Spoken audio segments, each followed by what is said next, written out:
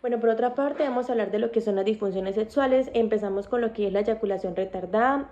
Recordemos que la eyaculación retardada puede tener causas médicas, psicológicas o una combinación de ambas. Es fundamental distinguir si el problema se debe a una afección médica, como daños en los nervios tras cirugías, trastornos neurológicos como esclerosis múltiple o neuropatías, o el uso de ciertos medicamentos como lo que son antidepresivos, antipsicóticos o entre otros. O si tiene una base psicológica como ocurre en casos situacionales o con necesidades sexuales específicas. También se debe diferenciar de la disfunción orgásmica, ya que la eyaculación y el orgasmo no siempre ocurren juntos. Puede haber eyaculación sin sensación de placer. Una de las comorbilidades de esta eyaculación retardada es que esta disfunción puede ser asociada como a casos graves de ansiedad. La prevalencia en este diagnóstico es que la eyaculación retardada es la queja sexual masculina menos común y afecta al menos de 1% de los hombres durante periodos prolongados. Y seguimos con lo que es el trastorno eréctil. Sabemos que el trastorno eréctil puede estar relacionado con trastornos mentales como la depresión mayor o aparecer junto a otras disfunciones sexuales como la eyaculación precoz y el deseo sexual hipoactivo.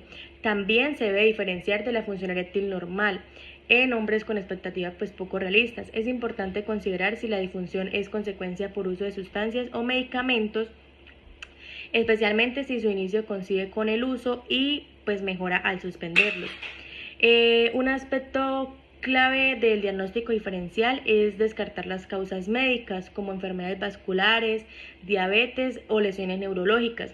La disfunción eréctil de origen orgánico puede ser generalizada y de forma gradual, mientras que la que es causada por factores psicológicos es más como en hombres jóvenes, con inicio agudo y en contextos situacionales.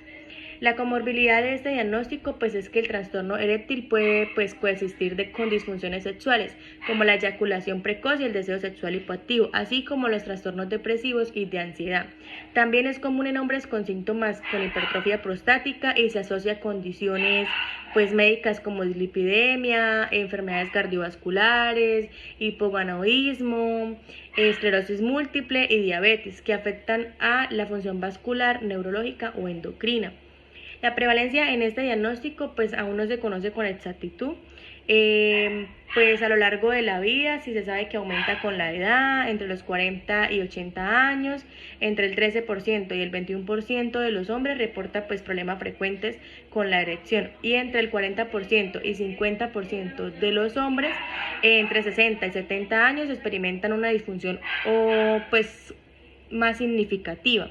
Además, alrededor del 20% de los hombres le tienen miedo como a tener estos problemas en su primera experiencia sexual, y un 8% efectivamente los presenta dificultando penetración. Bueno, y seguimos con lo que es el trastorno orgásmico femenino. Recordemos que este se debe diferenciar de otras condiciones como trastornos mentales no sexuales, especialmente la depresión mayor, que puede reducir el interés y el placer sexual. También se debe considerar las dificultades orgásmicas son causadas por el uso de sustancias o medicamentos, por afecciones médicas como esclerosis múltiple o lesiones medulares, o por afectos interpersonales significativos como conflictos de pareja o violencia de género. Asimismo, puede coexistir a otras disfunciones sexuales, como el trastorno de interés o excitación sexual femenino. No se diagnostica ese trastorno si las dificultades son ocasionales, de corta duración, no genera malestar clínico como significativo, o son consecuencia de una estimulación sexual inadecuada. La comorbilidad es más frecuente que las mujeres en este trastorno presente como problemas de interés o excitación sexual. Además, otras condiciones como la depresión pueden influir indirectamente en la aparición de dificultades orgásmicas. La prevalencia de ese trastorno femenino varía entre el 10% y el 42%, según factores como la edad, la cultura y la forma en la que se evalúan los síntomas. Sin embargo, no todas las mujeres con dificultades orgásmicas experimentan malestar asociado. Se estima que aproximadamente el 10% de las mujeres se ha experimentado un orgasmo en toda su vida. Bueno, y seguimos con lo que es el trastorno de interés de la excitación sexual femenino. El trastorno pues debe diferenciarse de otras condiciones como trastornos mentales no sexuales, especialmente pues la depresión mayor, que puede explicar como la pérdida del interés sexual.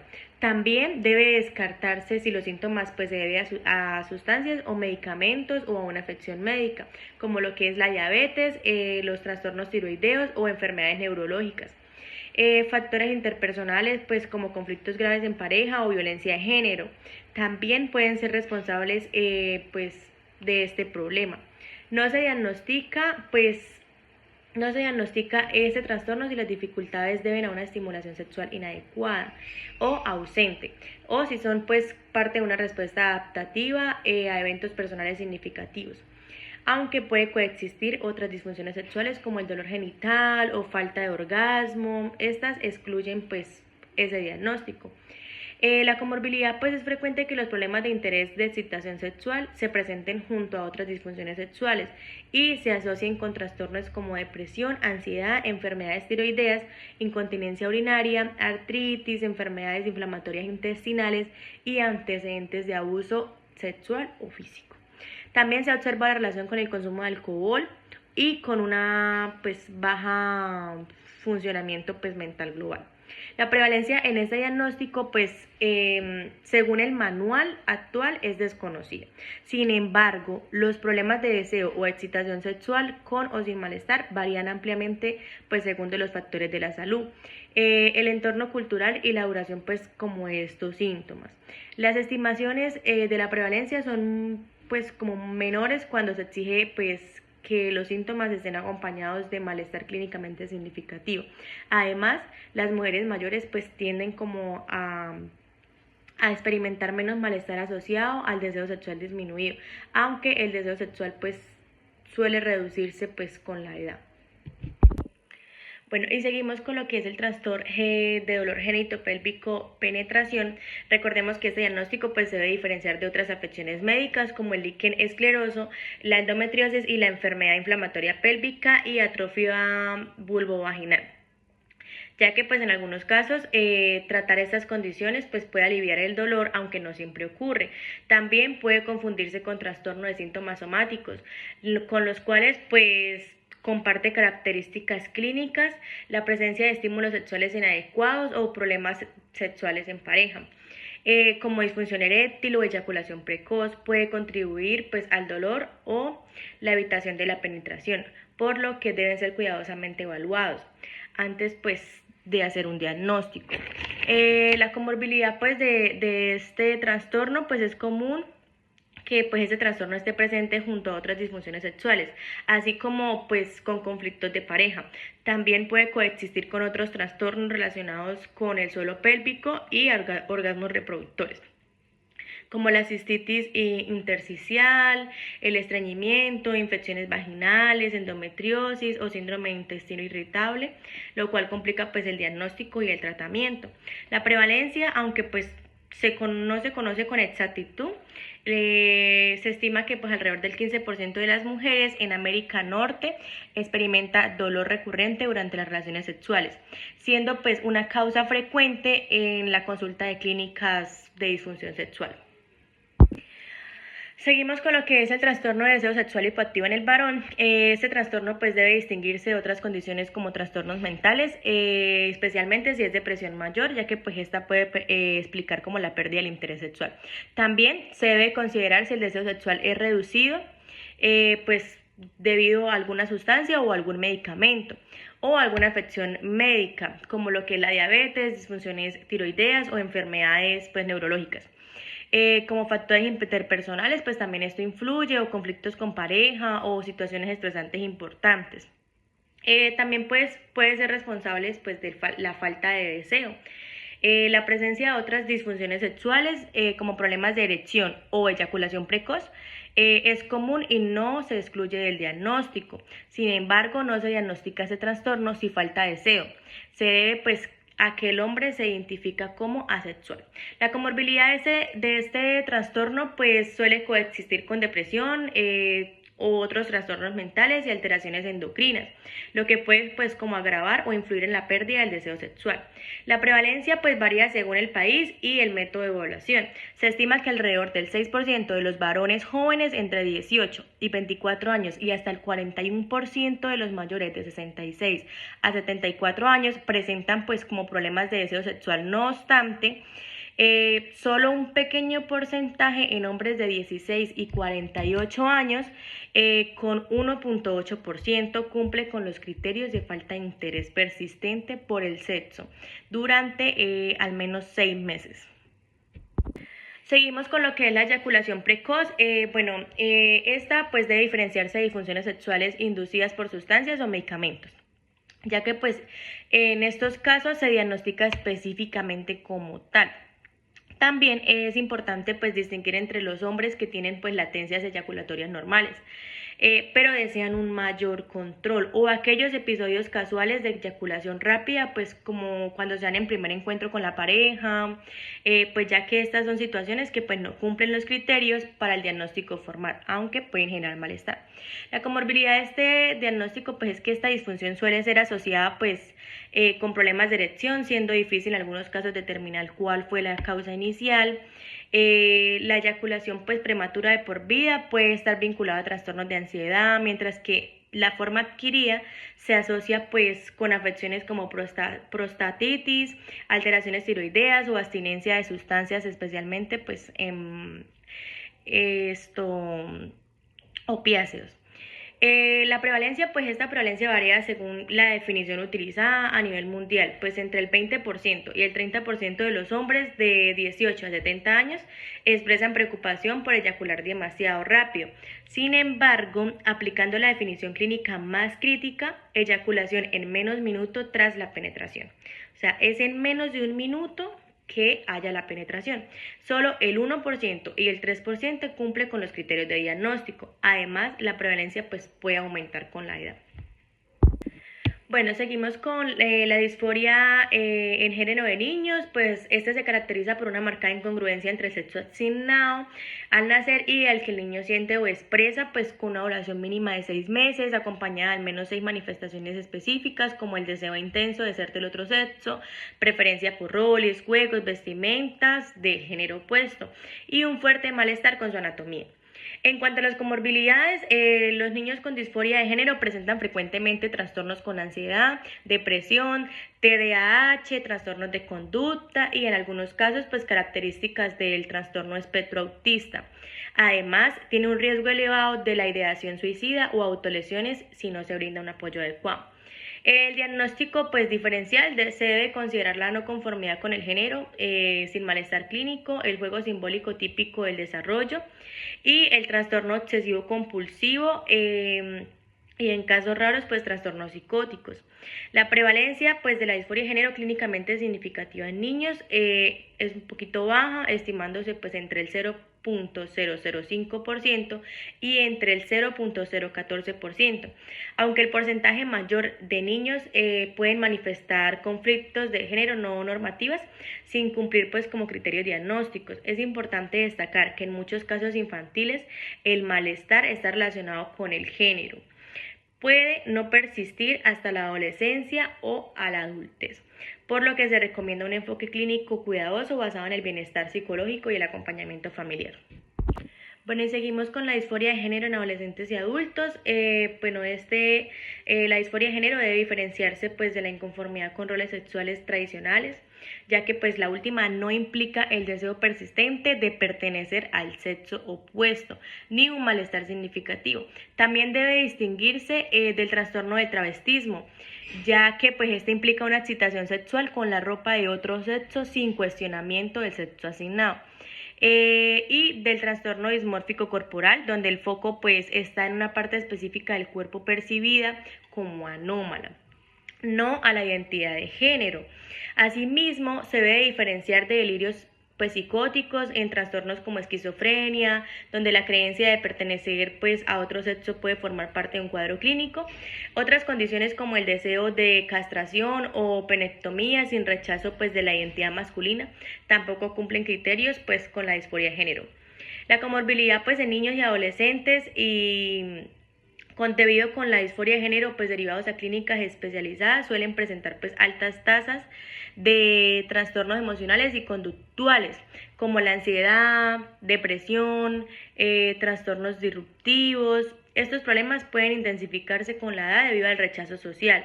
El trastorno de espectro autista es más frecuente en grupos de comparación con la población general. En adultos también pues son comunes los trastornos de ansiedad y depresión. En adultos nacidos varones, la prevalencia de la disforia de género varía entre el 0.0.5 y el 0.014, mientras que en mujeres nacidas entre el 0.02 y el 0.03%. Estas cifras pueden ser subestimadas, ya que pues no todas las personas buscan un tratamiento especializado. Las tasas de derivación pues pueden variar según la edad y el sexo, siendo la más alta pues en nacidos varones y pues equiparadas en adolescentes y más frecuentes en adultos nacidos varones. Pues aunque en algunos casos en países como Japón y Polonia se observa una mayor prevalencia pues en mujeres. Bueno, y seguimos con el trastorno de síntomas somáticos. El trastorno de síntomas somáticos debe diferenciarse de otros trastornos mentales como el trastorno de pánico, donde pues los síntomas son episódicos, y el trastorno de ansiedad generalizada, donde la preocupación se centra principalmente en la salud. También se debe distinguir los trastornos depresivos, en los que predominan pues el estado de ánimo bajo y la anedonia, así como el trastorno de ansiedad por enfermedad, donde hay pérdida de funciones motoras o sensoriales. En el trastorno de síntomas somáticos, la atención se centra como en el malestar que causan síntomas físicos. Asimismo, pues como se diferencia del trastorno delirante subtipo somático, porque la menor intensidad de las creencias y el trastorno dismórfico corporal, en el que la preocupación por defectos percibidos en la apariencia. En el trastorno obsesivo compulsivo, las ideas son pues un poco más intrusivas y están acompañadas pues de rituales que no se observan en el trastorno de síntomas somáticos. La comorbilidad de este trastorno pues es que se asocia frecuentemente con médicos y también pues con trastornos de ansiedad y depresión. En los casos existe pues una enfermedad médica concomitante, el malestar y el deterioro funcional pues suelen ser desproporcionales respecto a la gravedad de la enfermedad física. Es importante evaluar la posible coexistencia de trastornos mentales, ya que pues son comunes y pueden requerir de atención clínica adicional. La prevalencia, aunque pues no es exacta, del trastorno de síntomas somáticos es un poquito más como desconocida. Se estima que sitúa entre el 5% y el 7% en adultos de población general, siendo más común en mujeres. Es un poco más frecuente que el trastorno de somatización, pues el DSM-5 en el menos del 1%. Pero pues es menos común el trastorno somatomorfo indiferenciado alrededor del 19%. Bueno, el trastorno de ansiedad por enfermedad pues incluye varias afecciones y trastornos. En primer lugar, se debe considerar pues otras afecciones médicas subyacentes como los trastornos neurológicos, endocrinos o neoplasias ocultas que pueden pues generar preocupaciones por salud. Sin embargo, la ansiedad por salud en el trastorno de ansiedad por enfermedad debe ser desproporcionada respecto a la gravedad de la afección médica subyacente. También es importante diferenciarlo de los trastornos de adaptación, donde la ansiedad relacionada con la salud es la respuesta normal y temporal ante una enfermedad grave. Mientras que el trastorno de ansiedad por enfermedad, esta ansiedad pues persiste durante más de 6 meses, el trastorno de síntomas somáticos se caracteriza por síntomas más significativos, mientras que en el trastorno de ansiedad por enfermedad, los síntomas físicos pues son mínimos y la preocupación principal es la idea de estar enfermo. Además del trastorno de ansiedad generalizada, la preocupación por la salud es una de muchas, a diferencia del trastorno de ansiedad por enfermedad, donde la salud pues es como la preocupación central y persistente. El trastorno obsesivo compulsivo puede compartir preocupaciones sobre la salud, pero los pensamientos suelen ser un poco más intrusivos y centrados en el futuro, mientras que en el trastorno de ansiedad por enfermedad se centran en la creencia actual de estar enfermo. También se debe diferenciar del trastorno depresivo mayor, donde la preocupación por la salud puede aparecer durante episodios depresivos, pero si persiste después de la remisión del episodio, se debe considerar que el diagnóstico pues, de trastorno de ansiedad por enfermedad, finalmente, pues el trastorno de ansiedad por enfermedad se distingue de trastornos psicóticos, ya que pues en estas últimas creencias sobre la salud son delirantes y mucho más intensas en el trastorno de ansiedad por enfermedad. La comorbilidad pues en este trastorno se asocia frecuentemente con trastornos de ansiedad, como trastorno de ansiedad generalizada, trastornos de pánico y otros trastornos pues depresivos. Aproximadamente 2/3 de las personas con trastorno de ansiedad por enfermedad presentan al menos otro trastorno mental mayor. También hay un riesgo elevado por el trastorno de síntomas somáticos y trastorno de personalidad. La prevalencia del trastorno pues oscila entre el 1.3% y el 10% en encuestas comunitarias y muestras poblacionales en un periodo de 1 y 2 años.